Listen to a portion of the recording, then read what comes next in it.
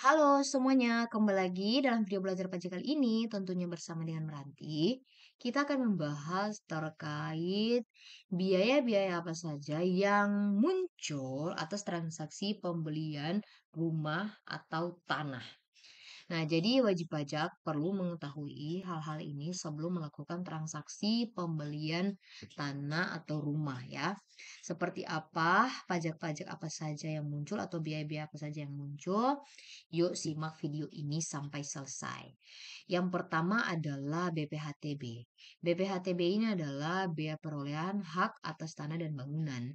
BPHTB ini dikenakan atas atas perolehan hak ya, atas perolehan hak tanah atau bangunan. Kemudian wajib pajak atau subjek pajaknya adalah orang pribadi atau badan yang memperoleh hak atas tanah atau bangunan tersebut. Berapa sih tarif dari BPHTB ini? Tarifnya adalah 5% paling tinggi ya. Kemudian bagaimana cara hitung BPHTB-nya? Seperti ini. Jadi 5% dikalikan harga rumah kurang dengan nilai perolehan objek pajak tidak kena pajak ya. Jadi di sini diatur atas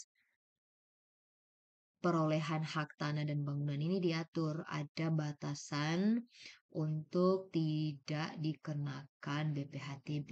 Nah, besarnya sekitar 60 jutaan ya, seperti itu. Nah, di sini tinggal dikalikan saja harga rumahnya berapa, kemudian dikurangi nilai perolehan objek pajak tidak kena pajaknya berapa, misalnya 60 juta ya, sesuai dengan yang ditetapkan. Langsung saja dikalikan dengan 5%, seperti itu. Kemudian selanjutnya, biaya atau pajak apa saja yang muncul. Nah, yang kedua ada yang namanya pajak pertambahan nilai atau yang kita ketahui dengan singkatan PPN ya. PPN ini dikenakan atas setiap penambahan nilai dari barang dan jasa kena pajak yang berpindah tangan dari penjual ke konsumen seperti itu. Nah, untuk transaksi pembelian tanah atau bangunan, ini kan terjadi perpindahan ya. Jadi ada penyerahan di sana, maka merupakan objek PPN. Seperti itu. Namun ada beberapa jenis penyerahan rumah juga yang dibebaskan PPN-nya. Seperti itu ya, atau PPN-nya tidak dipungut. Nah, tapi jika transaksi kita itu terutang PPN, perlu kita ketahui adalah subjek pajak dari wajib pajak PPN-nya adalah pihak yang berkewajiban memungut PPN. Dalam hal ini adalah developer atau pembangunan yang merupakan PKP ya. Jadi developer atau pembangun yang merupakan PKP. Dan pembeli yaitu pihak yang dipungut PPN-nya. Kemudian berapa sih tarif PPN yang dipungut kepada pembeli? Adalah 11% untuk sekarang ya. Sudah berubah. Kemudian ini baru akan berlaku setelah kebijakan pembebasan insentif telah berakhir ya. Karena memang ada peraturan untuk pembebasan insentif atas transaksi jual beli tanah ini. Kemudian cara hitungnya seperti apa? Cara hitungnya adalah 11% dikalikan dengan harga jual rumah. Nah, itu adalah total PPN yang harus dipungut oleh developer atau pembangun kepada pembeli atau konsumen ya, seperti itu. Kemudian apakah ada lagi biaya yang muncul atas transaksi penjualan atau pembelian rumah atau tanah? Simak selanjutnya. Nah, yang ketiga ternyata masih ada ya. Yang ketiga bahkan ada juga yang keempat. Nanti kita simak seperti apa.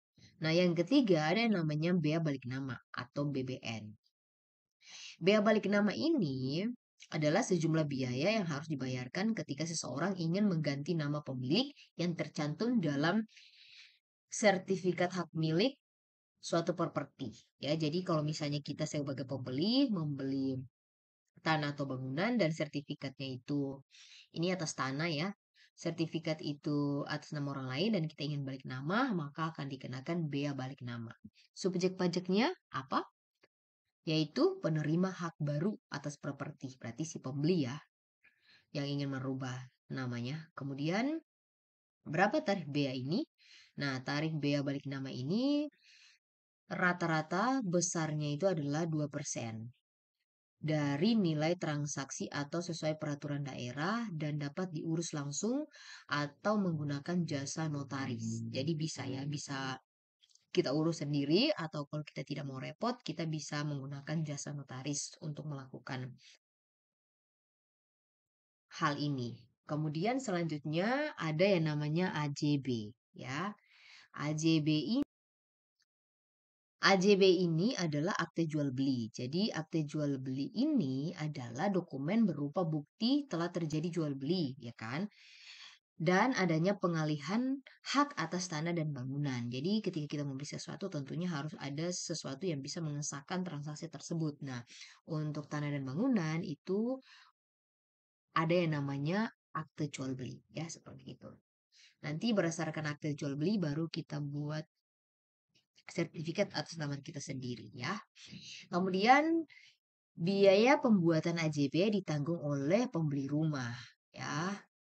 Kemudian biaya akte jual beli adalah 1% dari nilai transaksi jual rumah. Seperti itu. Jadi kalau misalnya kita beli dengan harga 100 juta atau 200 juta berarti langsung dikalikan saja 1%. Itu biaya AJB-nya. Kemudian selanjutnya apakah masih ada lagi? Yuk kita simak. Nah, ternyata ada yang kelima yaitu PPNBM. Nah, PPNBM ini adalah pajak penjualan atas barang mewah.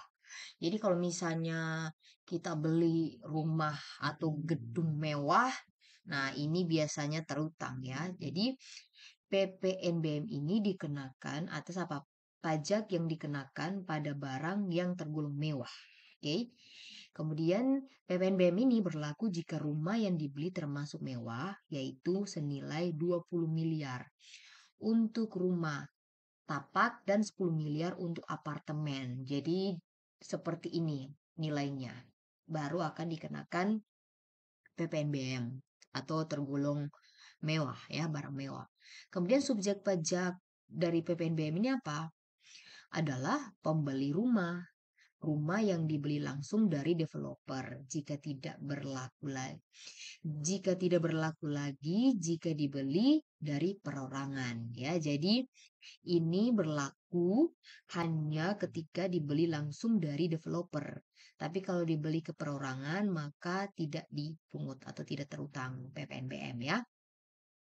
Kemudian tarifnya berapa? Nah, tarifnya paling rendahnya sebesar 20% untuk barang mewah. Ya, barang yang tergolong mewah, barang kena pajaknya. Cara hitungnya gimana? Cara hitungnya 20% dikali harga beli rumah. Seperti itu ya.